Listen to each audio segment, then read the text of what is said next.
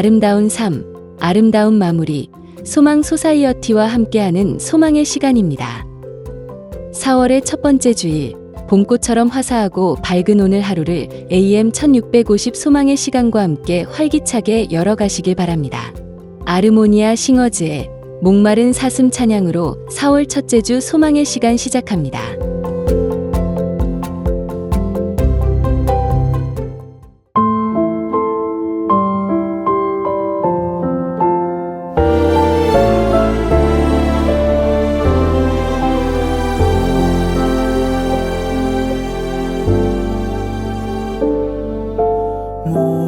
목마른 사슴 쉬는 물을 찾아 헤매이듯이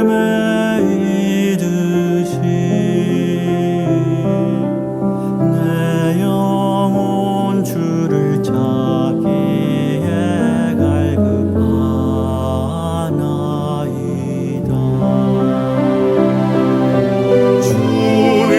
주님만이 나의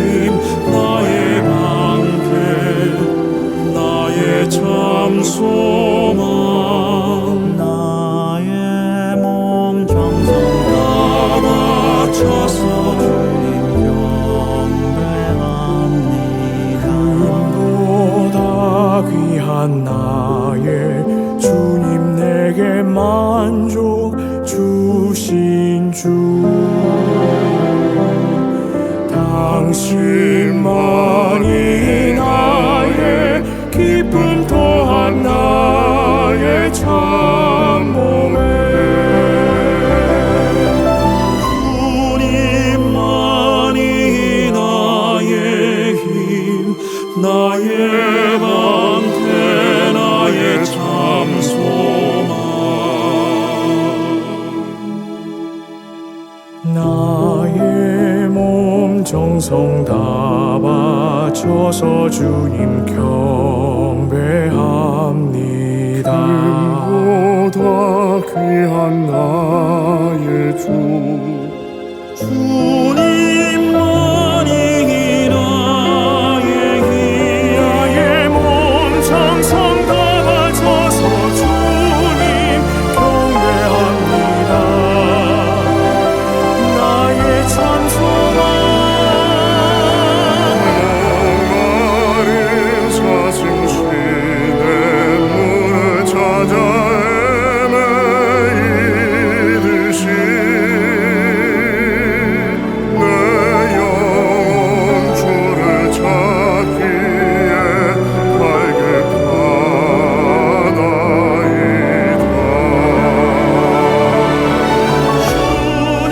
주님만이 나의 힘, 나의 방패, 나의 참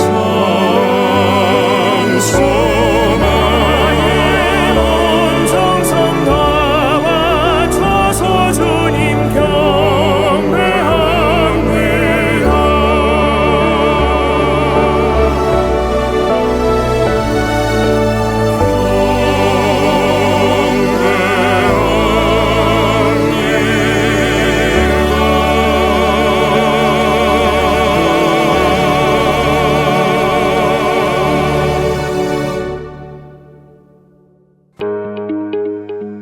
아름다운 삶, 아름다운 마무리, 소망 소사이어티의 소망의 시간입니다.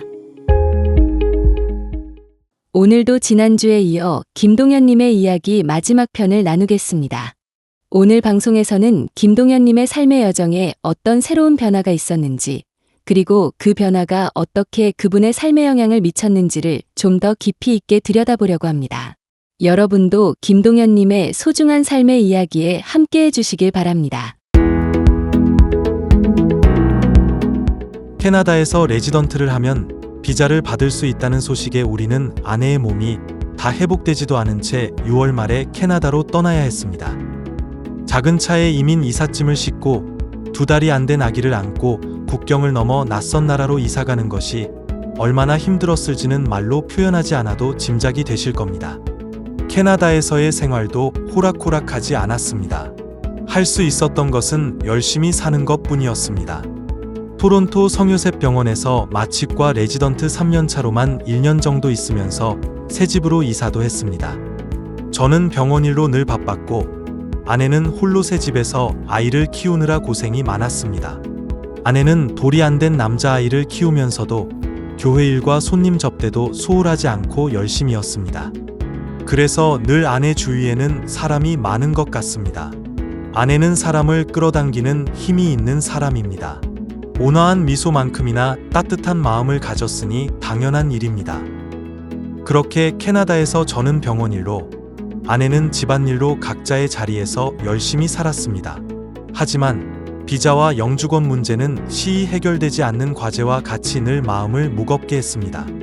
그러던 중 다시 미국으로 정식 이민 수속을 받고 돌아올 수 있다는 소식을 접했습니다. 캐나다 영주권 수속을 포기하고 미국으로 돌아가기로 했습니다. 다행히 보스턴 시립병원에서도 저를 돌아오는 것을 수락해 주었고 우리는 그렇게 다시 보스턴으로 오게 되었습니다. 그 전에도 제가 하던 일과 공부에 늘 열심이었지만 보스턴으로 오고 나서는 가장의 무게가 전과는 달랐습니다. 그 어느 때보다 열심히 했고 그 결과는 저를 배신하지 않았습니다. 의사면허 시험과 마취과 전문의 시험 모두 한 번에 통과한 것입니다. 당시 저는 보스턴 시립병원에서 강사로 있었는데 면허 시험과 전문의 시험을 합격한 마당에 시립병원에서 강사로 있느니 개업을 하고 싶다는 생각이 들었습니다. 여기저기 알아보던 중 보스턴 근교의 피츠버그시의 버뱅크 병원에 자리가 나서 개업인은 아니지만 그곳으로 이사를 했습니다. 피츠버그에서는 1971년부터 1978년 12월 말까지 일을 했습니다. 거기에서 둘째 아들이 태어났습니다. 저는 여전히 병원 분만실, 당직실, 수술실에서 많은 시간을 보내며 바빴기에 아내는 집에서 홀로 아들 둘을 키우며 힘들었을 것입니다. 아들 둘의 사춘기도 혼자 감당한 아내입니다. 요즘 흔히들 하는 말로 아내는 독박 육아를 했습니다. 아내에게 고마울 따름입니다. 피츠버그에서 또 하나 제가 성취한 일은 평신도 설교자로서의 자격을 얻게 된 것입니다. 연합감리교 프로그램인 평신도 설교자 프로그램은 평신도로서 하나님의 말씀을 전할 수 있는 자격을 부여받는 것입니다. 신학교에서 프로그램을 수료해야 자격을 가질 수 있습니다. 미국은 간혹 목사님이 없는 교회가 있는데 평신도 설교자가 그 자리에서 하나님의 말씀을 목사님 대신 전할 수 있는 것입니다. 피츠버그에서 그런 보람된 일을 성취하기도 했지만 그곳을 떠나야 했습니다. 일감이 점점 줄어들었기 때문입니다. 저의 의술을 더욱 활발히 펼치고 싶었습니다. 찾으면 찾을 것이고 두드리면 열린다 한 것처럼 유타에서 마취일을 구하고 있다는 소식을 들었습니다. 1979년 1월 지독히 매섭게도 추웠던 겨울, 정든 친구 친척들과 교회와 이별을 하고 유타주의 북쪽에 있는 오그던시에 있는 미케이디 병원으로 자리를 옮겼습니다. 그 도시에서의 여러 경험은 잊지 못할 삶의 궤적을 남겼습니다. 코사인을 해서 파산 선고까지 한 일이라든지 극심한 비대증, 신체 조직이나 장기의 일부가 지나치게 커지는 병을 가지고 임신한 여성에게 분만실에서 무통분만을 위한 에피듀럴을 투입하다가 어려움을 겪었던 일, 입과 턱뼈에 선천적 기형을 가진 환자에게 기관 내 삽관을 실시하다가 도저히 저의 실력으로는 불가능함을 느꼈던 일 등이 있습니다. 삶 앞에서 인간은 얼마나 겸손해야 하는지를 깨닫는 순간들이었습니다. 그곳에서 2002년까지 거의 23년 동안 일을 하고 은퇴를 했습니다. 은퇴 후에는 아내가 진행하던 영성훈련 모임에 함께하며 든든하고 안전한 운전기사로서의 역할을 톡톡히 수행했습니다. 그간 아내가 저를 위해 지원했던 노력과 마음을 제가 아내에게 베풀 차례였던 것입니다. 제 생애 가장 신나는 일이자 행운인 것은 제 아내와 신앙에 대해 같은 노선으로 대화를 할 수 있다는 사실입니다. 종교 얘기, 정치 얘기는 가족이랑도 하지 말라는 말이 있습니다. 그러니 저는 얼마나 행운아인가요? 아내와 함께 여행도 많이 다녔습니다. 국립공원들을 여행하며 낚시를 즐기기도 했습니다. 사진으로도 남아있는 옐로스톤 국립공원의 변화산 성공회 교회를 찾는 것은 큰 즐거움입니다. 상황이 된다면 언제나 다시 가보고 싶은 곳입니다. 그동안 아내는 신학 공부를 다시 시작했습니다. 클레어몬트시에 있는 신학교에서 공부를 하게 되면서 아내는 두 아들을 데리고 1987년 얼바인으로 이사를 했습니다. 아내가 다닌 신학교는 얼바인에서 차로 적어도 왕복 2시간 되는 거리였는데 아내는 그 거리를 3년 이상 다니며 열심히 신학 공부에 매진했습니다. 저는 틈이 나는 대로 유타에서 차를 몰고 얼바인으로 아내와 아이들을 방문했습니다. 병원 일이 바빠 아이들 자라는 모습을 충분히 볼 수 없었다는 점은 늘 제 인생의 아쉬운 부분입니다.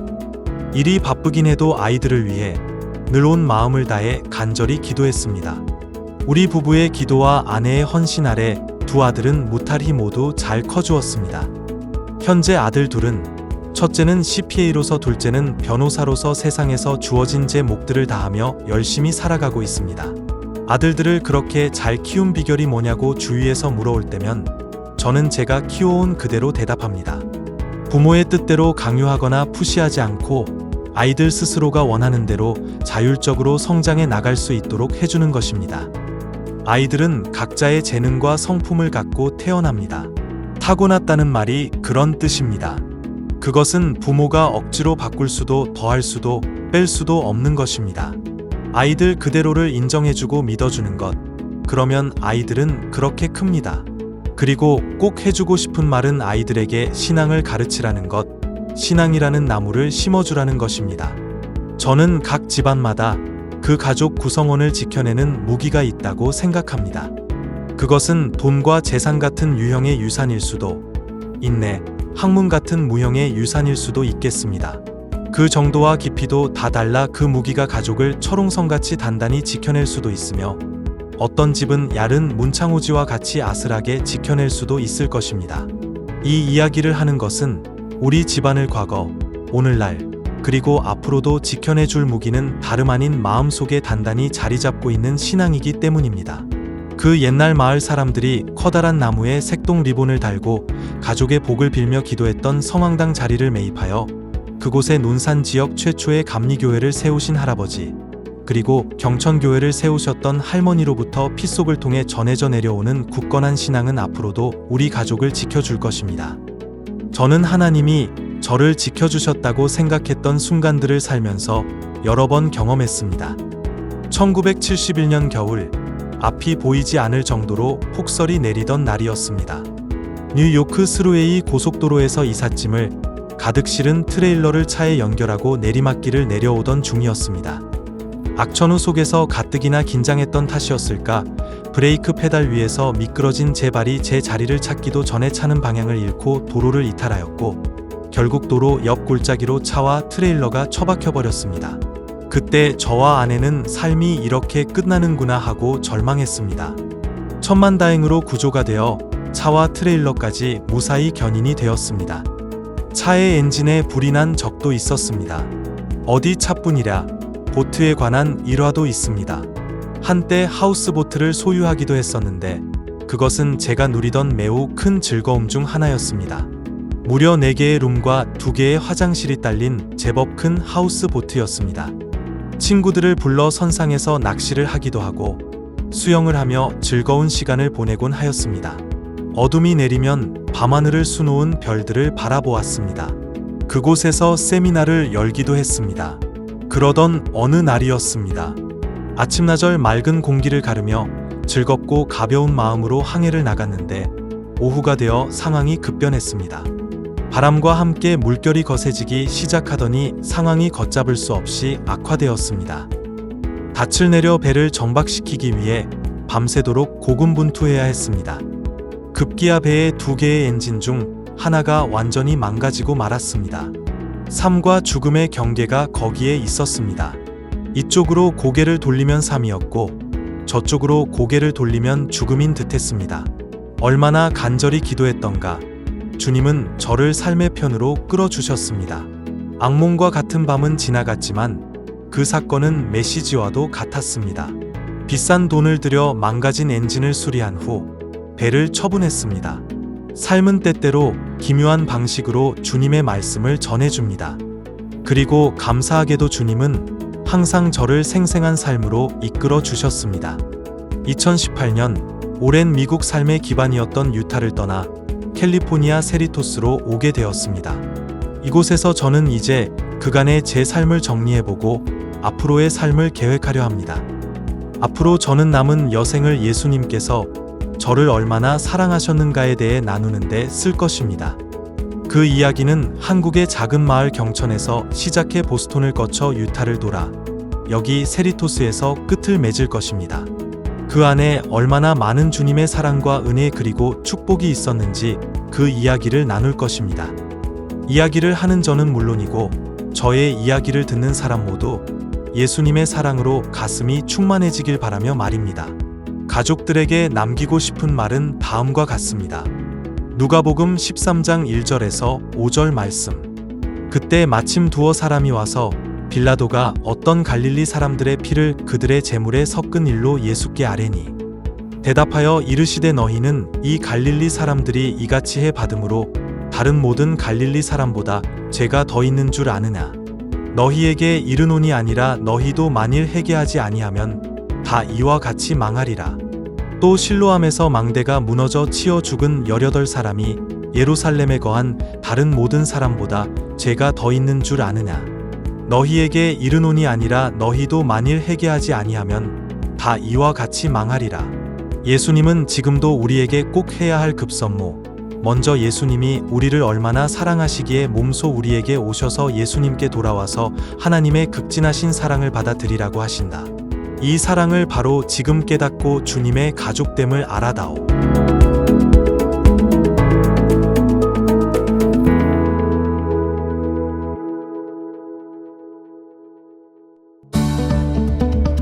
아름다운 삶, 아름다운 마무리.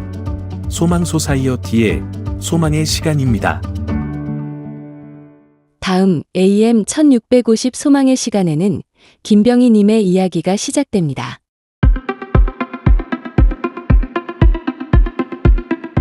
콜레스테롤이 높아서 심장질환과 뇌졸중이 걱정돼 하는 얘기 많이 들으시죠? 많은 분들이 콜레스테롤은 보통 건강의 적이라고 여기는데요. 사실 콜레스테롤은 우리 몸을 이루는 모든 세포의 막을 형성하는 지질이 한 종류로 생명에 필수적인 물질입니다. 콜레스테롤은 체내의 막 표면에 있으면서 막을 보호하고 혈관벽이 찢어지는 것을 예방하며 적혈구의 수명을 오래 보전시킵니다. 또한 콜레스테롤은 담즙의 중요한 성분이며 지방 및 지용성 비타민의 체내 흡수를 돕습니다. 신체는 비타민 D 및 에스트로겐, 테스토스테론 및 코르티솔과 같은 여러 호르몬을 만드는데 콜레스테롤을 사용합니다. 콜레스테롤 자체가 나쁜 것이 아니라 문제는 혈액 속에 어떤 유형의 콜레스테롤이 얼마나 있는지에 있습니다. 콜레스테롤은 신체에서 자연적으로 발생하는 지방 물질입니다. 여러분의 몸은 필요한 모든 콜레스테롤을 만들어낼 수 있으나 음식에서도 콜레스테롤을 얻습니다. 음식으로 섭취한 지방과 콜레스테롤은 장에서 흡수되어 간으로 운반됩니다. 간은 지방을 콜레스테롤로 전환하고 혈류로 방출합니다. 콜레스테롤에는 두 가지 주요 유형이 있습니다. 저밀도 지단백 LDL 콜레스테롤, 나쁜 콜레스테롤과 고밀도 지단백 HDL 콜레스테롤, 좋은 콜레스테롤이 있습니다. LDL 콜레스테롤의 높은 수준은 동맥경화증과 연결되어 있습니다. 동맥경화증은 동맥 내에 콜레스테롤이 풍부한 지방 침착물이 축적되는 것을 말하며 이는 동맥이 좁아지거나 막혀 혈류가 중요한 장기, 특히 심장과 뇌로 흐르는 것을 느리게 하거나 멈출 수 있습니다. 심장에 영향을 미치는 동맥경화증을 관상동맥 질환이라고 하며 이는 심장마비를 유발할 수 있습니다. 동맥경화증이 뇌로 가는 혈류를 공급하는 동맥을 막을 경우 뇌졸중을 유발할 수 있습니다. HDL 콜레스테롤 수치가 높은 사람들은 심혈관 질환을 발병할 가능성이 더 낮습니다. 그러나 한 사람이 HDL과 LDL 콜레스테롤 수치가 모두 높은 경우 그 사람은 여전히 LDL 수치를 낮추기 위한 치료가 필요할 수 있습니다. LDL 콜레스테롤의 바람직한 수준은 이미 동맥경화증이나 당뇨병 또는 관상동맥 질환의 다른 위험 요인이 있는지 여부에 따라 다릅니다. 높은 LDL 콜레스테롤 수준과 당뇨병 외에도 관상동맥 질환의 위험 요인으로는 다음과 같은 것들이 있습니다. 45세 이상의 남성, 55세 이상의 여성, 조기 폐경을 겪은 여성, 조기 관상동맥 질환 가족력이 있는 경우, 55세 미만의 아버지나 형제가 관상동맥 질환을 가졌거나 65세 미만의 어머니나 자매가 관상동맥 질환을 가짐, 담배를 피우는 사람, 고혈압을 가진 사람, 충분한 좋은 콜레스테롤, 고밀도 지단백 또는 HDL이 없는 사람 등입니다. 총 혈중 콜레스테롤 수치는 LDL과 HDL 값, 그리고 중성지방 수준에 의해 결정됩니다. 여기에 관상동맥 질환, 말초동맥 질환, 동맥경화로 인한 뇌졸중 등을 경험했는지 여부에 따라 개인의 적정 콜레스테롤 레벨은 달라질 수 있습니다. 따라서 담당 의사와 상의하고 의사의 지침을 따르는 것이 중요합니다. 대부분의 고콜레스테롤 환자는 콜레스테롤 관련 동맥경화증으로 인해 심장이나 뇌로 가는 동맥이 상당히 좁아질 때까지 증상이 없습니다. 그 결과 심장 관련 흉통, 협심증 또는 기타 관상동맥 질환 증상, 그리고 뇌의 혈류 감소 증상, 일과성 허혈성 발작 또는 뇌졸중이 발생할 수 있습니다. 지금까지 알려진 바로 전체 콜레스테롤과 나쁜 콜레스테롤인 LDL 콜레스테롤을 낮추는 가장 효과적인 식단은 채식 식단입니다. 그러나 이는 따르기 쉬운 식단이 아닙니다. 많은 사람들이 지중해 스타일의 식단을 선호합니다. 이 유형의 식단에 포함되어야 하는 것에 대한 엄격한 정의는 없습니다. 일반적으로 이는 다음을 의미합니다. 식물성 식품, 특히 과일, 채소, 곡물, 콩, 견과류 및 씨앗에서 하루 식사 칼로리의 대부분을 얻습니다. 다른 지방 및 기름을 대체하여 올리브 오일을 주요 지방으로 사용합니다. 매일 저지방 치즈와 또는 요구르트를 섭취합니다. 일주일에 최소 몇 번은 생선을 먹습니다. 가공식품을 제한합니다. 의학적으로 금지되지 않는 한 알코올을 적당히 섭취합니다. 남성은 하루에 최대 2잔, 여성은 하루에 1잔을 넘지 않습니다. 바람직한 체중을 유지하려면 매일 소모하는 칼로리만큼만 섭취해야 합니다. 체중을 줄이려면 소모하는 칼로리보다 적은 칼로리를 섭취해야 합니다. 이러한 식단을 어떻게 따를지 확신이 서지 않는 사람들은 영양사, 의사 또는 간호사와 같은 건강관리 전문가와 협력하는 것이 유용할 수 있습니다. 식단 변화 외에도 매일 적어도 30분 동안 중간 강도의 운동, 예를 들어 빠른 걷기를 하는 것이 좋습니다.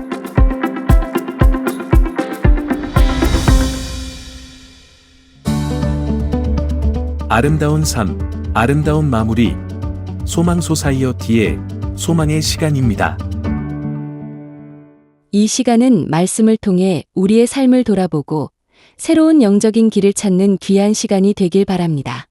오늘 남가주 새누리교회 박성근 목사님께서 전해주실 본문은 갈라디아서 3장 23절에서 29절이고 설교 제목은 종교적 옷을 벗고 그리스도로 옷 입자입니다. 하나님의 말씀 안에서 깨달음과 은혜가 가득한 시간이 되시길 바랍니다. 크리스찬이 된다는 말과 종교인이 된다는 말이 같은 것일까요? 일반 세상 사람들의 정의에 하면 같다고 할 수 있을 것입니다. 기독교도 종교의 하나이고 외형상 기독교 안에도 종교적인 측면들이 많이 있기 때문에 그렇습니다. 그러나 기독교의 본질을 제대로 아는 사람은 그렇게 생각하지 않습니다. 첫째로 구원의 어프로치가 다릅니다. 대다수의 종교들은 인간이 신을 찾아 나서는 시도를 하죠. 인간의 노력으로 구원에까지 이르려고 온갖 경주를 다 시도하는 것이 일반 종교입니다. 그런데 기독교는 반대죠. 하나님의 손을 뻗어서 인간을 찾아온 것입니다. 하나님 자신이 희생하심으로 구원에 필요한 모든 것을 다 준비해 놓으시고 우리를 초청하시는 것이 바로 기독교죠. 이런 면에서 크리스찬에 있어서 구원이라는 것은 노력의 결과라기보다는 하나님의 선물이라고 보는 것이 옳습니다. 두 번째로 신앙의 내용이 다릅니다. 대다수의 종교는 비인격적인 대상을 숭배하고 자신들이 필요로 하는 것을 체험받기 위해 믿음을 갖게 되죠. 그러나 기독교 신앙은 그렇지 않습니다. 살아계신 하나님과의 인격적 관계를 위해 믿음을 갖는 것입니다. 그러므로 항상 생기가 있고 기쁨이 넘쳐나는 것이 크리스찬 삶이라고 표현할 수가 있습니다. 이런 측면에서 being religious, 종교적이 된다는 말과 being a Christian, 기독교인이 된다는 것은 엄연히 다른 것입니다. 그럼에도 불구하고 어느 날 많은 사람들이 심지어 교회를 다니고 있는 사람들 중에도 이것을 구별하지 아니한 채 종교적인 삶을 추구하는 경우를 볼 수가 있습니다. 외형상 보기에 크리스찬다워 보이긴 하지만 실제 내용은 그렇지 않는 경우가 많다는 것이죠. 이것은 대단히 위험하고 안타까운 현상이 아닐 수가 없습니다. 몇 년 전에 Christianity Today라는 잡지에 어니스트 해밍웨이에 대한 글이 소개가 된 적이 있습니다. 해밍웨이라면 모르는 분이 없을 것입니다. 무게 잘 이끌어 누구의 종은 울리나, 혹은 1954년도에 노인과 바다라는 작품을 통해서 노벨 문학상을 수상한 사람이죠. 부와 명예를 가진 사람이고 성공의 최정상에 올랐던 사람입니다만은 1961년 7월 2일 아이다호에 있는 자신의 저택에서 자살함으로써 생을 마쳤습니다. 그가 남긴 뉴스에는 이런 내용이 적혀 있었습니다. 나의 인생은 배터리가 다해버린 라디오의 진공관처럼 공허하고 고독했습니다. 사실 여기까지는 우리 대다수가 알고 있는 내용이긴 합니다만은 저는 그 다음 이야기가 좀 충격적이었습니다. 그것은 이 해밍웨이가 어릴 때부터 교회를 열심히 다녔던 사람이라는 사실이에요. 그의 할아버지가 앤슨 타일러 해밍웨이인데, 이 할아버지는 남북전쟁에 참전을 했고 전쟁이 끝난 후에 시카고로 돌아와서 그 당시 미국을 뒤흔들던 부흥사 D.L. 무디와 동력했던 사람입니다. YMCA 사역을 함께 일으키고 수많은 사람들을 그리스도에 인도했던 사역자였습니다. 그래서 해밍웨이도 어릴 때부터 교회를 열심히 다녔고 주일학교에서 섬기기도 하고 성가대를 섬기기도 했습니다. 그랬던 해밍웨이가 어떻게 나중에 알코올 중독자가 되고 극심한 정신질환과 디프레션에 시달리다가 마치 생명이 꺼져버린 진공관처럼 자결함으로 인생을 마치게 된 것일까요? 물론 여러 가지 많은 요인들이 있을 것입니다만은 결정적인 요인은 이것입니다. 그는 외적인 면에서 종교적인 삶을 살았지만 진짜 살아계신 하나님을 만나지 못했기 때문에 그런 것입니다. 외형상 보게 되면 주일날 교회를 가니까 믿는 사람처럼 보이죠. 종교 행사에 참석을 하고 절기 때마다 여러 가지 많은 행사를 참여했기 때문에 외형상 보게 되면 분명히 믿는 사람처럼 보이지만 종교적인 삶을 추구했지 살아계신 예수님과의 만남이 없었을 때 그 인생은 결코 행복된 인생으로 끝날 수가 없는 것입니다. 오늘날도 이와 같은 모습으로 살아가고 있는 사람들이 생각보다 많습니다. 열심히 교회 다니고 헌금하고 예배드리고 식사하기 전에 기도도 하고 분명히 크리스찬처럼 보이는데 정작 그 심령 깊은 곳에는 예수를 만난 적이 한 번도 없는, 주님과의 관계가 전혀 없는 이와 같은 종교적인 삶으로 끝나는 분들을 많이 볼 수가 있습니다. 전 종교적인 활동이 필요 없다고 말씀드리는 것은 아닙니다. 종교적인 활동에 몰면 안 된다는 거예요. 이것을 넘어서서 진짜 만나야 될 예수를 만나고 그분과 개인적인 관계를 만들어야지 여러분의 삶이 바르게 진행될 수가 있는 것입니다. 소망의 시간은 아시안 어멘 리더십인 필란트로피 펀드와 스캔 헬스 플랜의 후원으로 제작되었습니다.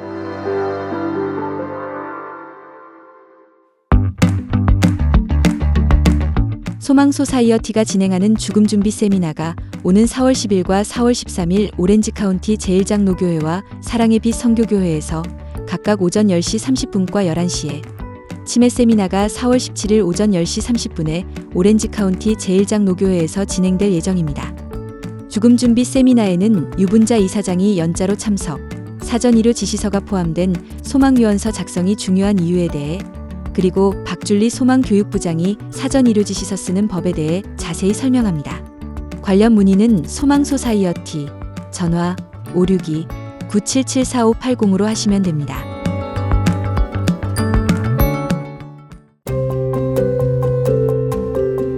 소망소사이어티가 AM 1650 소망의 시간을 통해 전해드리는 이야기와 건강정보가 여러분의 삶의 희망이 되고 또 여러분의 건강관리에 유용한 정보가 되었기를 바랍니다.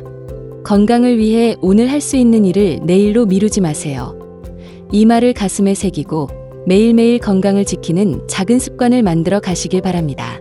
행복한 한 주 보내시고 다음 주에도 알찬 내용으로 다시 찾아오겠습니다.